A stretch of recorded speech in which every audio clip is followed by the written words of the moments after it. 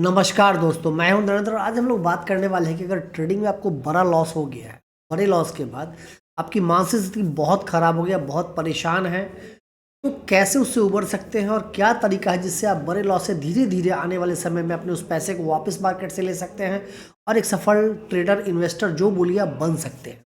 इसी को लेकर आज के ये वीडियो क्लास तक बने रहेगा। मेरा प्रयास दोस्तों अच्छा लगे चैनल को लाइक सब्सक्राइब और शेयर भी जरूर करिएगा। देखिए दोस्तों, प्रैक्टिकली अगर बात करें तो हम लोग बड़े नुकसान के बाद वापस आना तो मार्केट में बहुत बहुत बहुत मुश्किल काम होता है।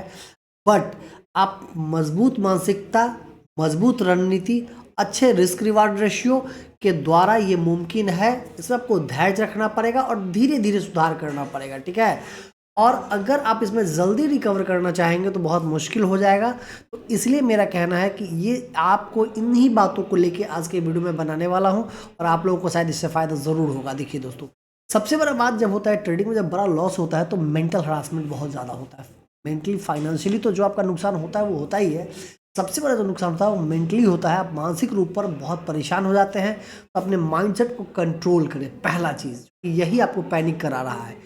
दूसरी बात है कि नुकसान को स्वीकार कर लेना चाहिए, ठीक है। उससे पहले एक बार बाहर हो जाना, इमोशनल ट्रेडिंग से बचना होगा, क्योंकि बड़े लॉस के बाद जनरली इंसान ने इमोशनल ट्रेडिंग करने लगे और इमोशन में का ट्रेडिंग में कोई स्थान नहीं। इस बात को दोस्तों ध्यान से आप समझिएगा और आप भी कमेंट में बताइए क्या ये सब गलती आप किए हैं नहीं किए हैं। दूसरी बात, पूरा ब्रेक भी ले लेना चाहिए, क्योंकि ट्रेडिंग के एक बार नुकसान के बाद ना पूरा आपका माइंडसेट बिगड़ता है। जो ट्रेड लीजिए उसमें लॉस ही होना। और जैसे छोटा लॉस है बहुत दिन में, लेकिन उससे जो आगे का लॉस होता है बहुत फास्ट होता है, बहुत तेज गति से होता है।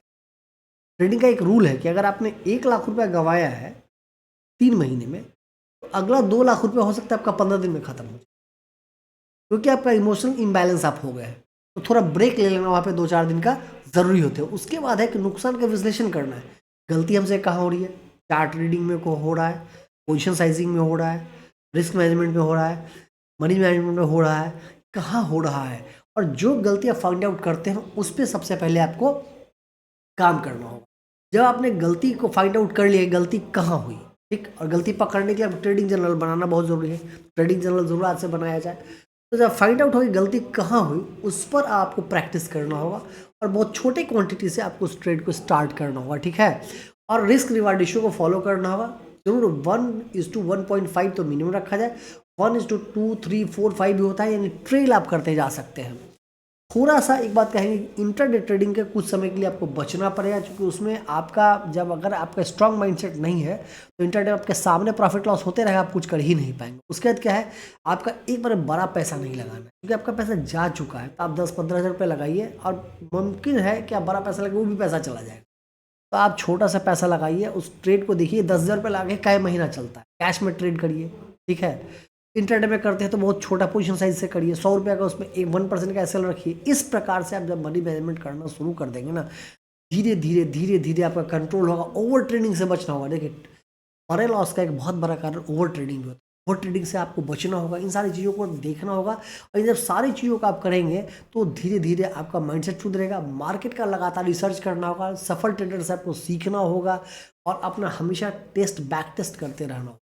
दोस्तों, इन शॉर्ट अगर सारी बातों का हम लोग निष्कर्ष निकालें तो निष्कर्ष ये निकलता है कि आपको एक complete trading discipline, trading guideline, trading को सेटअप को फॉलो करना होगा और विथ रिस्क मैनेजमेंट आपको धीरे धीरे उस जर्नी को सुधारना होगा, पुरानी गलती को भूलना होगा। और ऐसे करने से आपको धीरे धीरे एक सफल ट्रेडर बन सकते हैं। मेरा प्रयास अगर अच्छा लगे मेरे चैनल को लाइक सब्सक्राइब शेयर करें। मिलते फिर अगले video. Thank you very much.